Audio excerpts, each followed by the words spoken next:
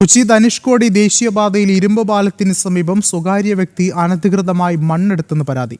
ജില്ലാ ഭരണകൂടം നൽകിയ സ്റ്റോപ്പ് മെമ്മോ ലംഘിച്ചുകൊണ്ടാണ് പ്രദേശത്ത് നിന്ന് മണ്ണെടുത്തത്.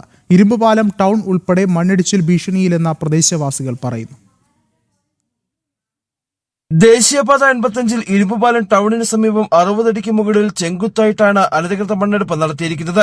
2018-ൽ ഇതേ സ്ഥലത്ത് മണ്ണിടിഞ്ഞ് ഗതാഗതം സ്തംഭിച്ചിരുന്നു.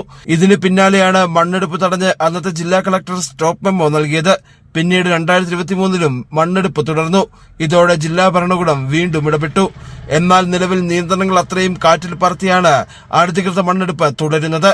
കാലവർഷം ശക്തിയാർജിച്ചതോടെ കല്ലും മണ്ണും ഒഴുകി റോഡിലേക്കെത്തി അപകടങ്ങൾ ഉണ്ടാകുന്നത് സ്ഥിരം സംഭവമാണെന്ന് പ്രദേശവാസികൾ പറയുന്നു. ഇവിടെ ഒരു 18ഓളം ടൂ വീലർ അപകടങ്ങൾ ഈ സമീപ ദിവസങ്ങളിലൂടെ ഉണ്ടായിട്ടുണ്ട്. തുടർന്ന് ഹൈവേ അതോറിറ്റിയെ ലോക്കൽ ആയിട്ടുള്ള ആളുകൾ വിവരം അറിയിച്ചതിന്റെ അടിസ്ഥാനത്തിൽ അവർ വന്ന് ഈ കാന ഇവിടെ നിവർത്തിവിട്ടു. പിന്നെ ഈ റോഡിലുണ്ടാകുന്ന ചെളി മൊത്തം കഴുകി കളഞ്ഞിട്ടുള്ളത്. തുടർച്ചയായി ഫയർഫോഴ്സ് സംഘം എത്തിയാണ് റോഡിലെ ചെളിയും മണ്ണും നീക്കുന്നത്. ദേശീയപാത അധികൃതർ നിർമ്മിച്ച ഓടയിൽ മണ്ണ് നിറഞ്ഞതോടെ മേഖലയിൽ വെള്ളക്കെട്ടും രൂക്ഷമാണ്.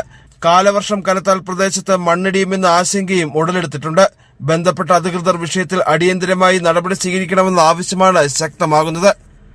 ജനം, ഇടുക്കി.